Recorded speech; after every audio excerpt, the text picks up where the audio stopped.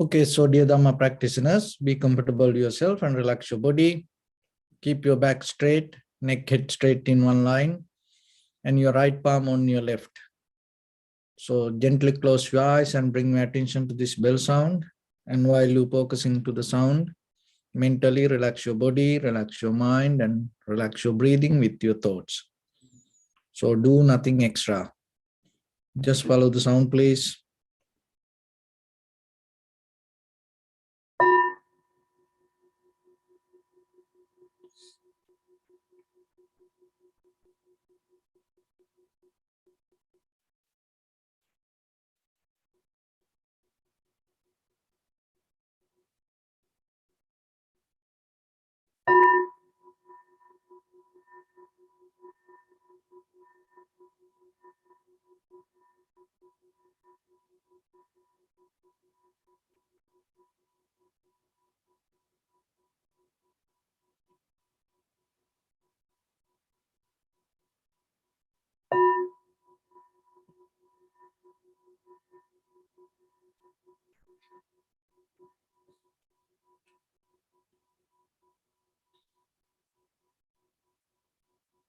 Namo tassa bhagavato arahato samma sambuddhassa. Namo tassa bhagavato arahato samma sambuddhassa. Namo tassa bhagavato arahato samma sambuddhassa. Homage to the Blessed One, the Exalted One, the fully enlightened One. So, dear Dhamma practitioners, before we start our practice session, as usual, we'll take few minutes to understand how this practice can bring the benefit for ourselves and how we can use that benefit for our day-to-day activities, and as an ordinary person, how we can develop our life, and at the same time, overall, finally, how it's going to take us to our spiritual development. Because that basic understanding is very necessary as ordinary human beings. Like everything else in our life, for meditation and for your spiritual practice also, you should have a very clear understanding for yourself. Don't do it because of other people do. Don't go with because the other people go. So it is your own responsibility to develop that clarity inside. Because in the beginning that we need the thoughts, we need the right understanding, we need the right information to get the clear understanding for our inside. Because whatever you understand, it's go to your, it's that understanding itself, overall we call the memory, and the memory by the time become a part of your consciousness. And then what will happen, that consciousness going to take you to a little bit deeper, which we call the subconsciousness. And so by the time the subconsciousness start to have a deeper connection with the superconsciousness, and so whatever you understand, by the time it start to come as the view or the experience or as a reality for your life. So once it start to come as a super consciousness experience, we can't change it. So this mechanism you have to understand. It's same kind of same thing like just imagine the physics. When you start to learn physics, you don't study the physics, you study mathematics. And how you learn it? You learn 1 + 1, 2. But by the time you learn things, you come to many other theories, logics, reasoning, and then by the time you start to get into physics. So with the mind also the same. So in the beginning, the very important part is our thoughts that we have. So because that what we understand things become our inner voice. So that inner voice means your thoughts start to talk to you. So that's why in the beginning we have some discussion. That's why we bring some information to develop and enrich that, empower that inner voice that with yourself. It is very necessary. Why? Because that already whatever the inner voice we have, already whatever the thoughts that we already have came out of the misconception. That's why we are like this. So then our purpose is change this. Change this means not the outside, change that who I am. And even it is not the changing doesn't mean you getting another more hands or the more legs or the kind of like a different eye, which is a kind of like a people call third eye, So kind of like all the chakra, behind your back with your spine, some kind of the snake, head going to come up. It's not like that. It's nothing to do with that kind of change. If you can that kind of change, of course, go for it. It's good for you. But how you can, how you can deal with the people with that kind of change. Just imagine if you going to have another eye here and you go outside, what will happen to you? You get a, snake head behind you like a kundalini, what sometimes people ask me, so, and some kind of spiritual power you get with the chakra. Just imagine if you can't deal with your own inner ignorance, if you have that kind of power, what will happen? So the real power is the clarity of understanding. That doesn't mean there are no any other. Of course, there are million, trillions, other energies, powers, methods around us.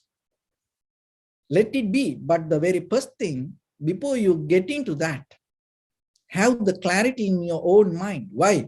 Because if you come to very, very just simple moment of observation yourself,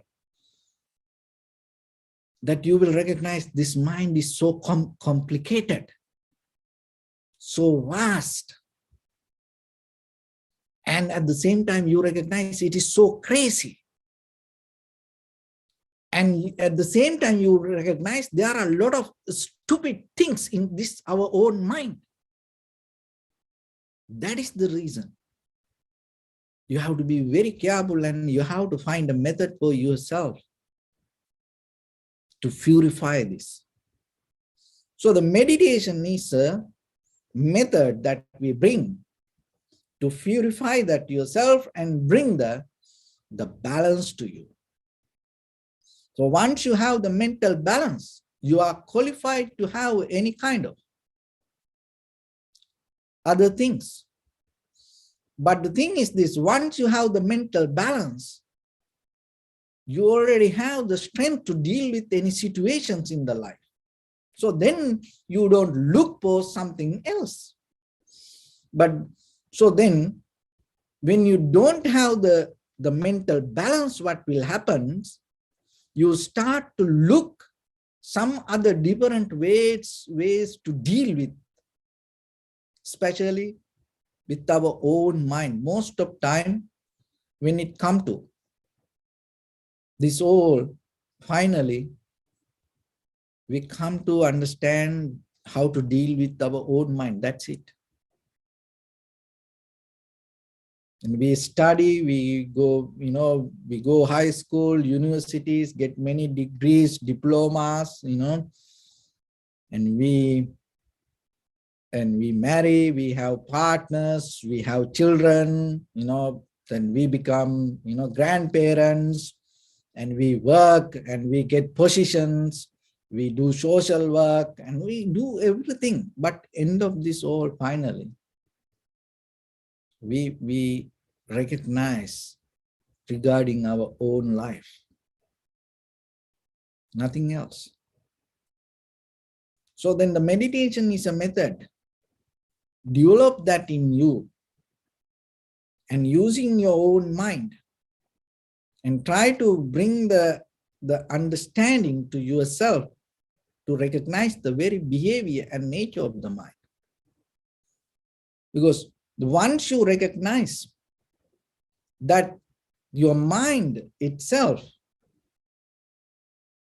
have the lot of dust and unnecessary thoughts, and that whatever your mental view come out of the misconception, misunderstanding, misinterpretations, from that point you become very careful.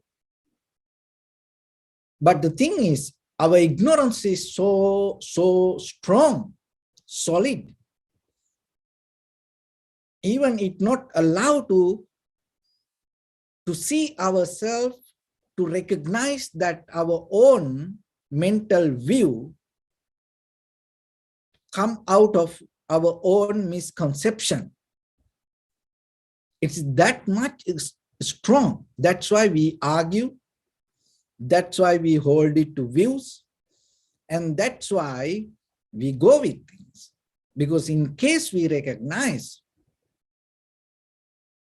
that all our mental views come out of the wrong place, then we become more careful. So once you come to the meditation, what will happen? It is step by step start to take you to deeper to understand what we experience is interdependent. That is the king of the logic. It's not any kind of theory that outside. It's another way. So that you're going to understand the causality, cause and effect, dependent origination. Regarding not the outside, regarding the the moment of experience, not even the past or not even the future. In this very moment, as who you are, what you experience is depending. That is the key elements that you have to recognize. Because once you understand that, it takes you to something behind whatever that you experience. Because ourselves, we put curtains on our own views. That curtains itself, the layers itself, is our own habits, our own experience that we went through by thoughts, not by observation. Most of the time, we didn't do that in our life. Regarding ourselves, forget about others. We never observe even ourselves. Most of the time, especially with that very kind of like important times in your life, when you have to take a very important decisions in your life, you never observe. The most of time you followed the culture, the tradition, what other people did, and then you follow that way. You never thought yourself before you put it to your life into that. You never thought, and you never observe and got a very clear understanding. So somehow it happened in the past, and it's not even in this time. It keeps happening all the time in the samsaric journey. So that's misconceptions collected this experience to the moment. So then with our mental view, we can't get out of this. So that's why we have to bring something, not to harm, not to resist, not to challenge for our mental views or the ideas or the thoughts, but to bring some experience without harming to that our real moment of existence as who we are. So that is your present moment. Another thing is your breathing or your sensation. So, and your own body, because once it comes, it is very fair for you, it's nothing to do with the outside. You don't need to believe, or you need to follow, or you don't need to even observe something. Even if you say, okay, observe the Buddha statue, sometimes you may think, oh, why you have to do that? No, just so your own breathing, that's give you the life to you. So then come to the point and observe. In that very moment, what will happen? Your mental views start to shift. And the mind, your consciousness start to get the access to the real moment of experience. In that very moment, your experience level become more clear, and that clarity again and again help for your moment of thoughts. And moment of thoughts mean the consciousness itself, the outside layer of consciousness. And then by the time it go to your subconsciousness, and then by the time it affect for your super consciousness. And when this is not happen, we just see the experience, but our awareness is not there, and maybe we depending on the past or the future, and it's kind of like unconscious things happening, but we are not there. We not recognize it. We not experience it. So if it is happen like that way, what will happen? That's your misconceptions. Bring the ability to handle your life. So out of that, what will happen? All the anger, hatred, jealousy, that misunderstanding and the fight and the unbalance, these all the negative things going to experience. No one need that. Everybody everybody look for happiness and satisfaction. Everybody like to be balanced. Everybody like to have the compassion. Everybody look for the love. But still, if you don't know that it happened out of your inner condition, then we always look for outside. Then we go with that. So as example like this. So try to be very clear, because once you get this mechanism, you recognize. This is the thing, that when we get angry, when we get mad, when we get sad, the most of time there is an outside incident. Most of time. There are situations come without outside incident that things happen. But before go into that, just make it very simple.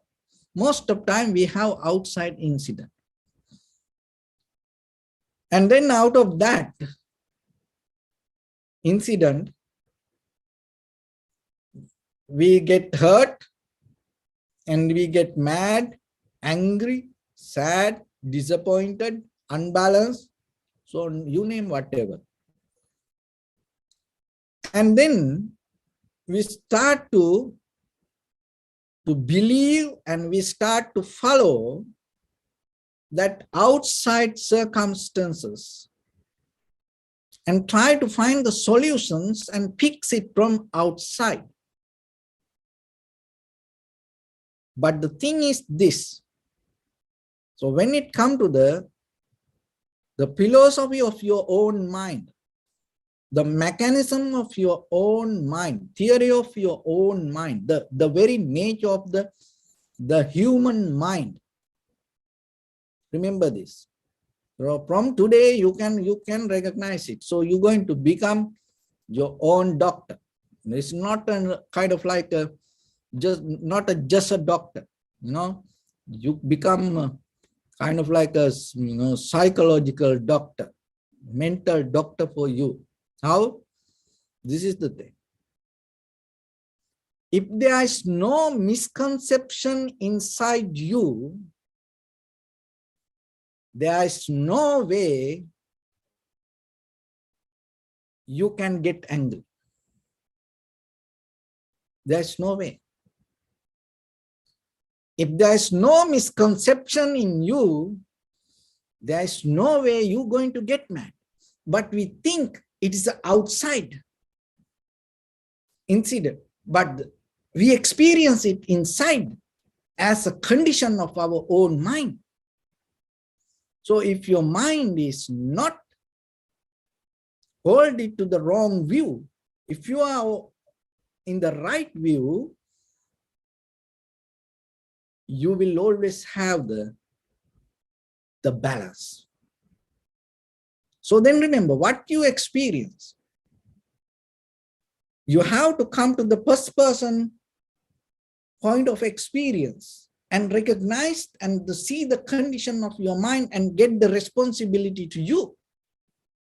If you get mad, sad, worried, unhappy, disappointed, remember only that the thing is this, the outside incident can ignite it. But the real reason is inside you. That real reason happened because of the misconception. And maybe not in that very moment. You already have the collective memory from your past. This kind of like a mental behavior. As a result of that, you experience it.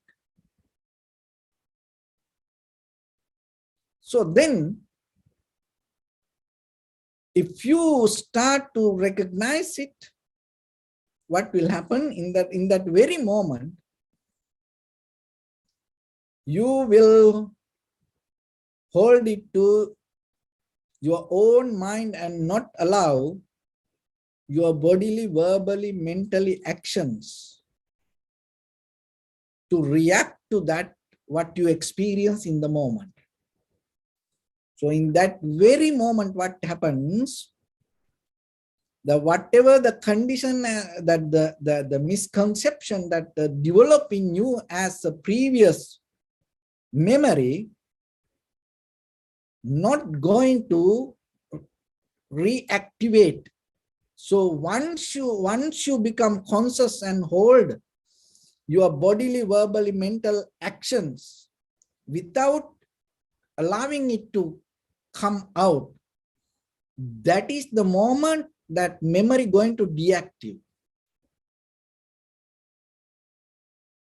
So it is a very conscious decision. So that is why that being conscious is very, very necessary. According to the strength of the power of your awareness, what will happen? The ability of taking decision in between thoughts and your actions going to become different. So when your consciousness, when your awareness become more weaker, what will happen? Your thoughts have a very closer relationship with your bodily, verbally, mentally actions. And then right away it comes. And sometimes when the thoughts come, even it's on the road, but already action inside the house. So then when when the power of awareness becomes stronger, stronger, stronger, what will happen? The gap in between thoughts and actions start to widen and separate. And no thoughts can come as actions. It takes time. So in that very space, you have ability to see. So that seeing part itself will change your viewpoint. So once you change your viewpoint, what will happen? Little by little, your misconceptions, misunderstanding, misinterpretations going to change. So that change is very necessary, because when this method, another way called purifying your mind. So when you purify your mind, what will happen? That's this concrete misconceptions that develop in you as self start to release. That the purification does. Releasing and letting go rather than hold it to it. And once it releases, the power of that idea going to become weaker. And then anymore, you have no struggle with it. And then always that whatever the experience happen in you, then you have the awareness more than the self-view. Because the self-view come out of your subconscious mind and your superconscious mind, that whatever, depending from the memory. And that's why we need it, because when we are not aware, or when we don't have the strength to keep the connection in the moment, we always depending from the self-view. And that is where we come to believe, oh, this is me. This is my body. This is I am. And once you hold it to that, you try to protect it. And you will try to fight for that. You will do anything for that. And you mean what again? It come again from your mind, from the thoughts. So again and again, once we depending from thoughts, itself what we call samsara. But in the very beginning, once you get out of the thoughts and being with the awareness or the consciousness, in this very moment, you will recognize your body anymore not that much important. Your feelings anymore that much important. Your mental views anymore that much not important. Why? Because you see, most of it depend on memory, and the memory build up on depend on the misconception, and at the same time you recognize something else. What is that? That whatever the thoughts pattern happening in the moment of experiences is always change. So once you recognize this moment of experience change, that present moment of wisdom that you accumulated, you experienced by practicing yourself, give the wisdom to understand whatever in the past that you experienced things also change. And then at the same time, it gives the wisdom for you So the moment of experience change within yourself, not about outside, within yourself, within this body, within this mind.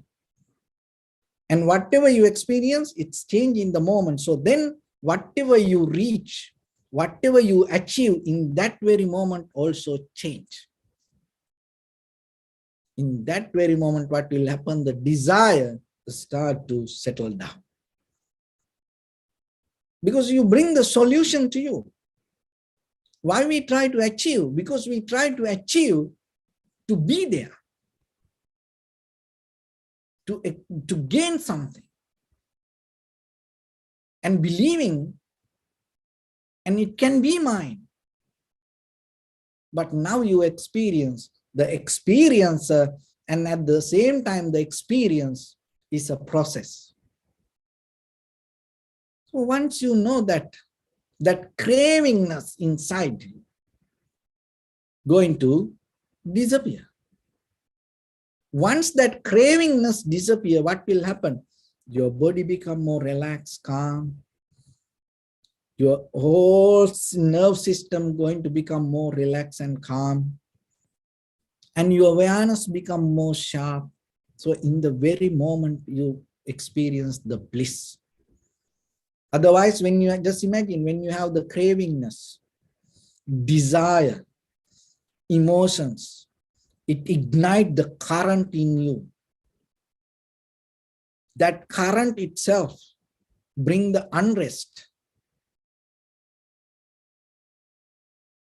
burning process, the heat, shaking and sweating, and itself, it take you out of the mental balance. Even you with that condition, most of the time, look at your own emotions, how you experience it. You become very excited. Remember, with the excitement, if you experience something, you have no idea what you experience. But look, from the childhood to today, we develop excitement. And you know, there is a huge social validation for that. Just imagine if somebody cooks something, and maybe your wife cook or your husband cook something for you, and while you cooking, maybe are you excited to eat it? If you say no, they get mad. Or even they just didn't ask you, you go close and, oh, I am so excited to eat this. They become so happy. But the thing is this, even in the science, and everyone knows that when you get excited, what happened to your whole nerve system? And even the neurology, it's always talk that with the excitement, lose the ability of recognition. So then that your emotions, your desires itself destroy that what you achieve. So that calmness, settling down, itself the key for yourself to ignite that your inner wisdom. So that's why it is not a rocket science.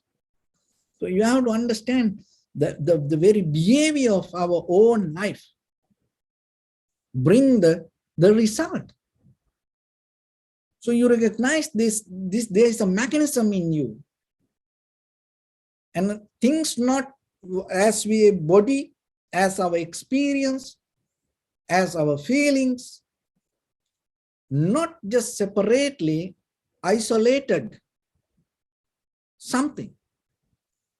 It is a result of something. Once you see this key point, it's not about the outside. Once you recognize this within yourself as who you are, what you experience,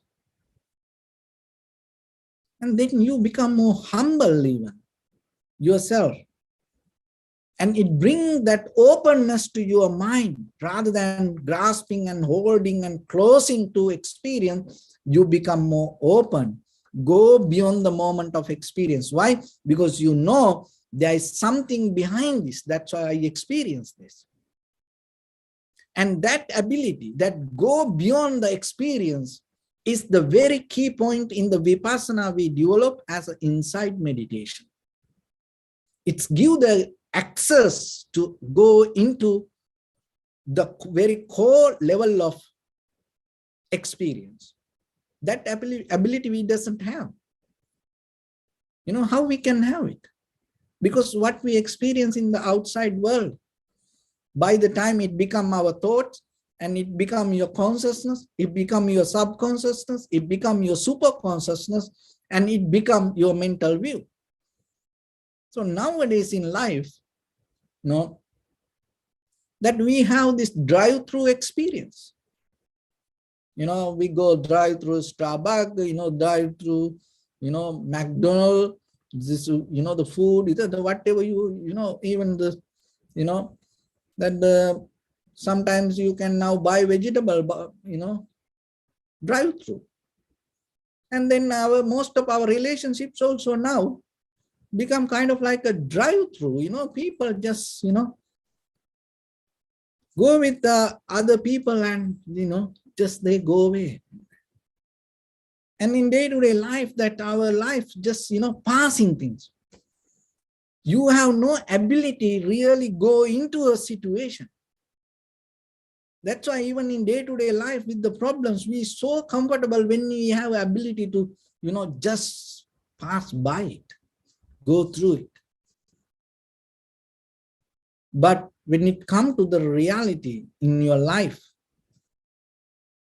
that Buddha never taught that the suffering or the difficulties or the sadness, worry, disappointment, unbalance, go away from that.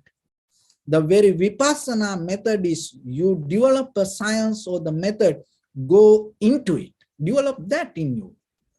Don't afraid for thoughts. Why you afraid for thoughts? Why you always, try to cover up oh, may living beings be well and happy, cover up your hatred. Have you ever observed the hatred? What is this hatred from your? If you observe that, you will see it's come out of the misconception. That is the very solution for that. That's what we need. You have to develop a method. When a situation comes, go into it. Then you will see why you experience it because of the misconception. Right away, you get the solution. That understanding is very necessary. It's not about others. It's about us, ourselves, whatever we experience. Get a little bit back up rather than, go into action, back up, but go into thoughts yourself. Go into the moment that what you experience in you and get the real clear understanding. That understanding will give the right solutions and bring the right tools for you to go into the outside situation. Then you become like a real firefighter, go with the right, equipment for the situation. Otherwise, you go, empty hand and, then you have to go run away and bring something else. Then again, there are some, situations come like that. But if you have all the necessary toolkit with you, if you go for something to fix, how about that? No. Just imagine this handyman, the truck, when you inside that, it has everything. It's why? Because that whatever, need to fix, then there are tools for that. So then about your life, do you have that? Before you go into that any situation, before you go into deal with people, do you have it? Before you're going to have a conversation, do you have it? Before you're going to have the relationship, do you have it? Before you're going to marry, do you have that? Before you're going to have children, do you have it? Before you're going to have friends, do you have it? And sometimes we don't have. We have a toolkit, but collected from the misconceptions, all the wrong tools that we have, not the right tools. That is where the struggle comes. So you know better than me, if you don't have the right tools, you can't fix it. You know that. So there are, so our Mr. David here, this is Mr. David have very nice toolbox, and Charles here and Tom, and they know how we build. Mary here, they know how we build this thing. You have right tools, and then we done. The same principle. Remember, in life also, in the mind, get the right tools to fix your own situation, not others. So for that, honestly, you have to come to understand, experience what you experience. So that for that, you have to learn to observe you. So before you go, we're going to observe that inner condition. That's why we come to primary mental object and observe with the outside this sensation. Just imagine, if you can't observe this outside sensation, how you can understand this inner situation? So it's go, 1 + 1, 2, like that.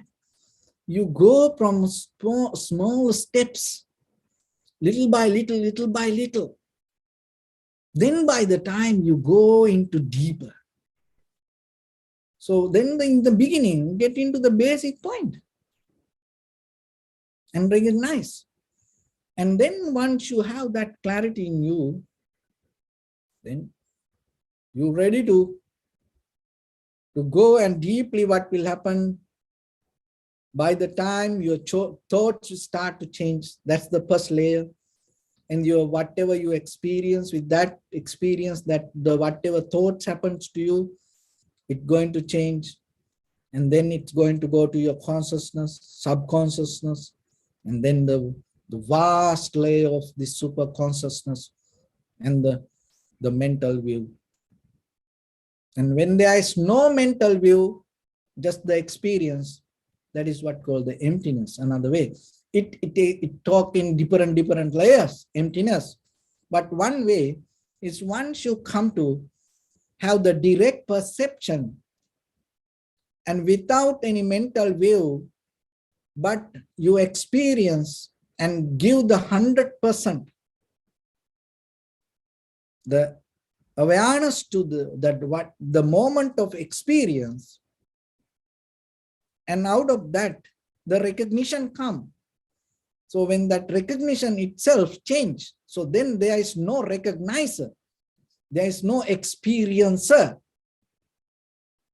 So that is another way that we come to the total emptiness.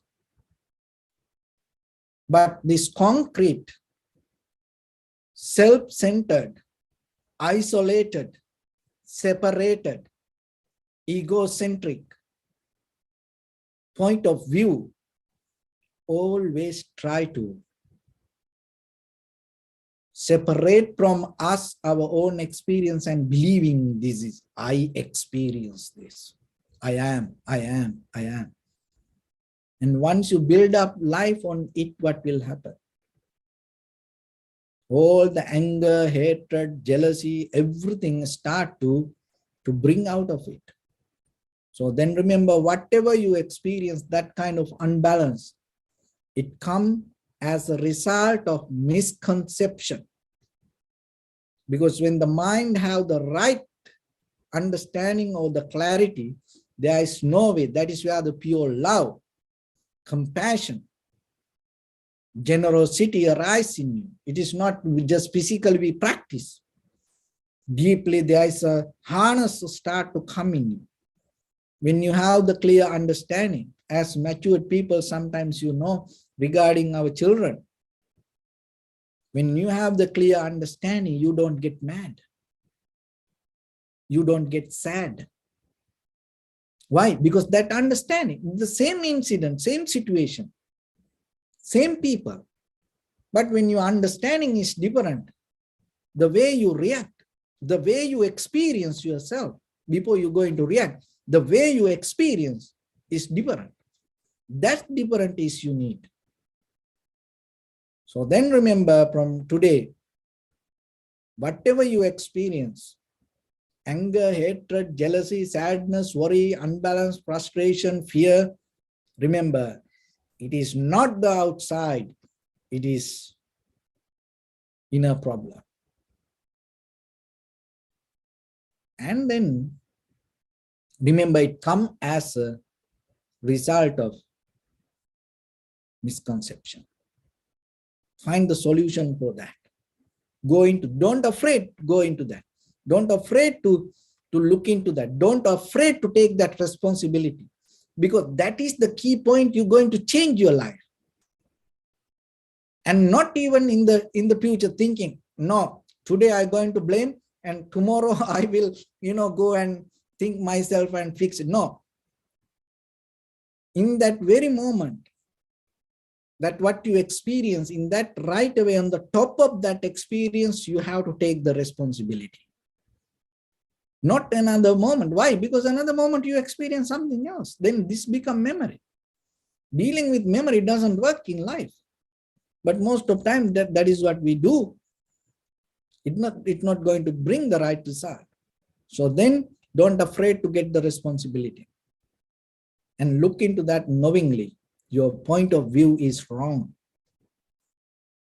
Because if you have the right point of view, there is no way out of your heart or out of your mind, out of your body, anger going to arise, hatred going to arise, jealousy going to arise, fear going to arise. There's no way. So then another thing is, so if you have the anger, hatred, jealousy, unbalance, fear, don't take it as bad. Why?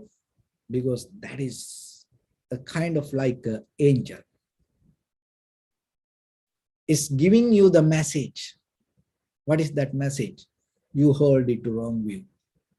That is the best lesson that we can get. Who will tell? No, sometimes people don't tell us. Your husband, wife, children, friends, and family members, everybody try to sympathize us and tell, oh, you are the best, you are the good. Even we do wrong, sometimes other people appreciate that. So it is very good you did that, you said that, you did it. And sometimes our own people don't tell, but look into you. So then our attitude regarding that what we experience also going to do, then we accept. Rather than challenge for our anger, rather than thinking, oh, anger is bad, or jealousy is bad, or hatred is bad, rather than putting that label and try to throw it away, we accept it as an angel and like a messenger. And then it is kind of like we take it as the best opportunity for us.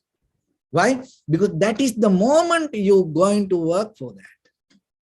See, once it comes to that, anything in your life, if you have the good things, then that also good. But if you experience any bad or the sad or the worry, unhappy thing, that also good. So how about that then? Then your attitude regarding yourself going to change. And once you have that ability, that shift in you, what will happen? Regarding the view that you already have about others going to change. Why? Because why we think other people wrong? Because we believe that anger is wrong. Anger is bad. Jealousy is bad. We have it in us and we fight with it ourselves and we put it in the wrong place. And then when we see the anger, hatred, jealousy within other people, sometimes we think they are bad. But now you take it as an opportunity. And listen this very carefully, and then you will see how the shift going to happen in you. So now you See, this is the opportunity for you to change yourself. And then with that understanding, your point of view regarding your own anger going to change.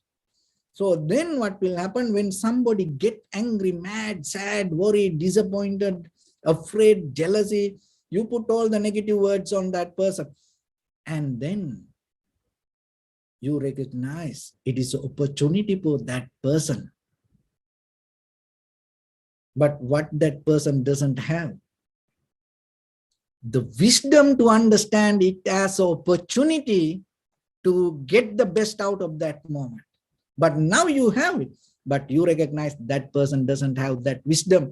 Then what will happen? Your point of view regarding the anger, hatred, jealousy, that kind of quality is going to shift. And you come to the point, oh, this person doesn't have that wisdom. That is where the greater compassion arises in you to share what you have. That is what the wisdom and the compassion, the both balance in you. So the wisdom need to come from you. And once you have that wisdom, what will happen? The compassion will arise in you. That compassion will build up the bridge to cross the line towards other people. Because otherwise, when we see angry, jealousy, hatred people, we always try to go away and we always think they are bad and we try to fight to resist or that kind of like that. But now you already understand and you build up the bridge to cross the line and go and do the work. So that is where you become good person to yourself and good person to other people. Otherwise, practicing Dharma, practicing good things, if you don't get the benefit out of your own practice, and if you can't help when other person in a difficult time, what's the point? Don't think you're going to get this all the benefit after you die. No, as a person today, what you experience. Try to bring that transformation to you, because once you have that transformation itself, it's going to give the opportunities to have the transformation regarding others. That is what we need. I hope this information will help for you to understand how this method works. So let's get into practice a little bit ourselves. So bring your attention to your body and scan head to toes and settle down yourself. So bring your attention to your breathing and just observe your inhalation, exhalation, and experience the change happening right now, right here within you.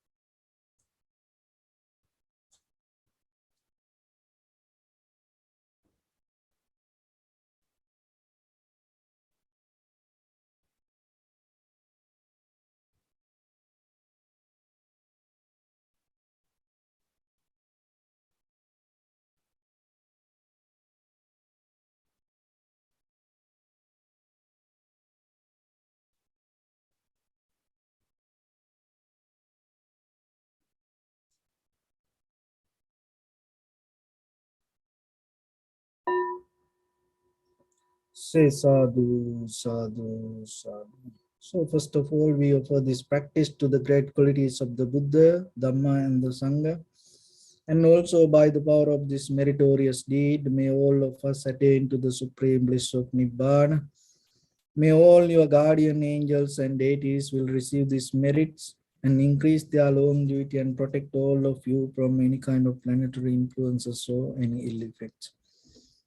Ittavata me sambadam punya sambadam sabbe deva anumodantu sabba sampatti siddhya sabbe bhuta anumodantu sabba sampatti siddhya sabbe satta anumodantu sabba sampatti siddhya Imaya dhammanu dhamma patipattiya buddham pujemi dhammam pujemi sangham pujemi Attaya imaya patipattiya jati jara vyadhi maranam ha paripunjissami Idammi punya kammang asavakkaya vahang hotu sambadukka pamuncatu. Bless you.